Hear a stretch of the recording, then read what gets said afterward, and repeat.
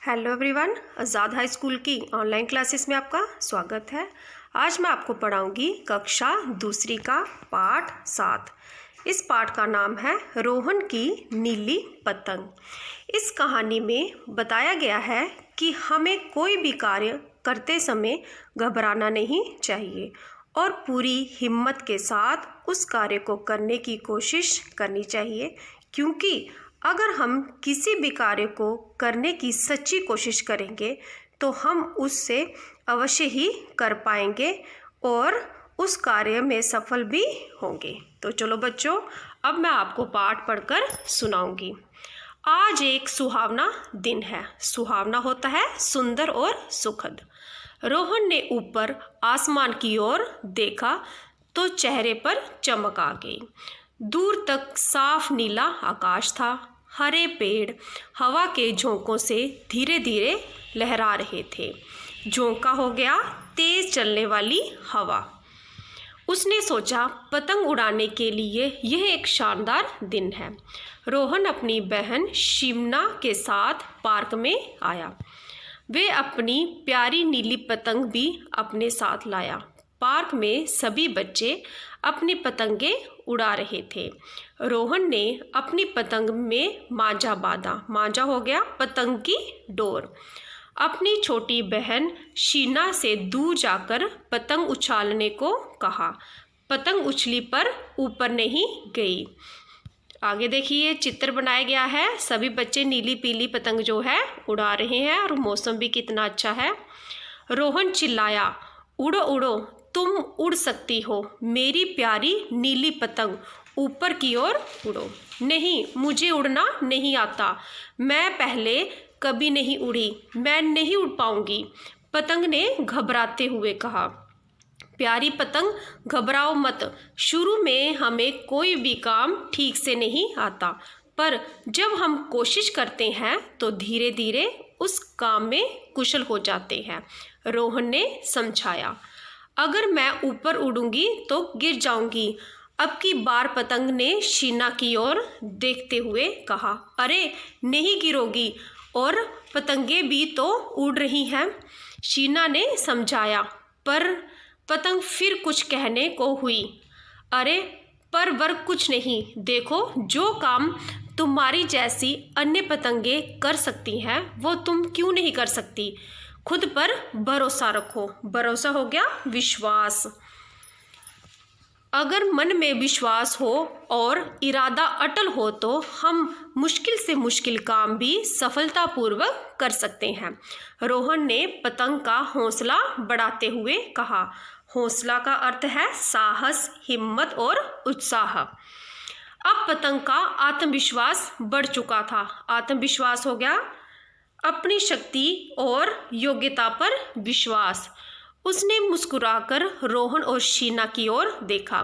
शीना ने कन्नी दी और रोहन ने डोर ऊपर की ओर ढीली छोड़ी। कुछ ही देर में नीली पतंग मुस्कुराते हुए आसमान को छूने लगी। रोहन और शीना की खुशी का ठिकाना ना रहा। पतंग के बहाने रोहन और शीना भी यह बात अच्छी तरह समझ गए कि हम कोई काम तभी सीख सकते हैं जब उसे करने की सच्ची कोशिश करें। तो वो देखो, चित्र में बताया गया है कि पतंग कितनी खुश है और आसमान में उड़ रही है। अब चलिए आगे अभ्यास के लिए। श्रुतलेख: सुहावना, आसमान, प्यारी, विश्वास, मुश्किल और सरलता पूर्वक। आगे है प्रश्न मुख से। क, रोहन के चेहरे पर चमक क्यों आई? तो इसका उत्तर है सुहावना मौसम देखकर रोहन के चेहरे पर चमक आ गई। प्रश्न ख, साफ नीला आकाश देखकर रोहन ने क्या सोचा? इसका उत्तर है साफ नीला आकाश देखकर रोहन ने यह सोचा कि पतंग उड़ाने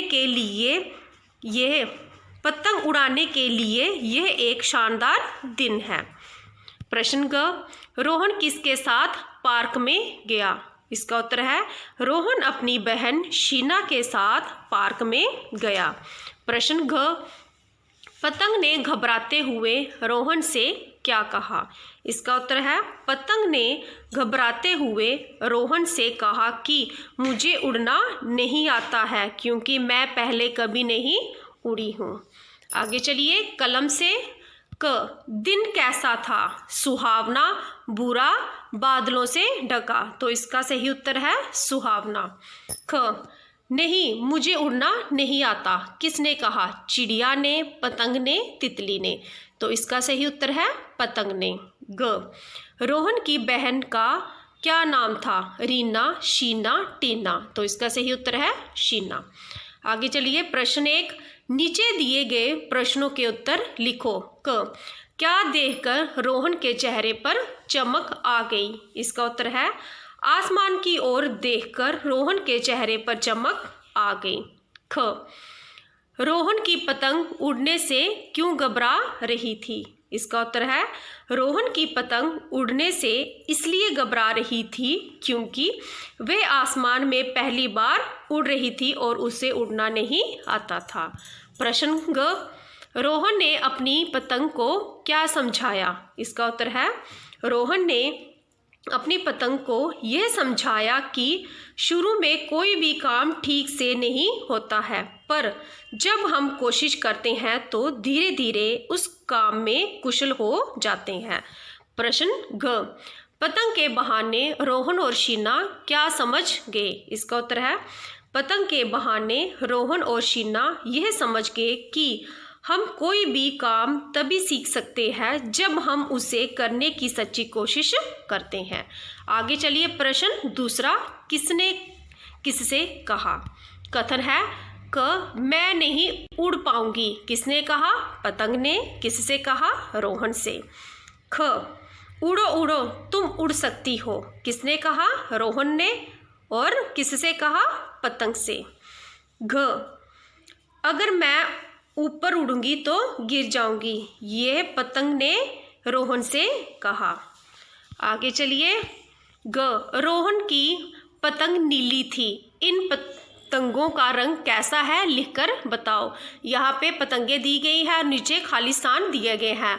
आपने बतानी है कि किस पतंग का कौन सा रंग है और नीचे खाली स्थान में आपको भरना है। यह कार्य आपने खुद करना है।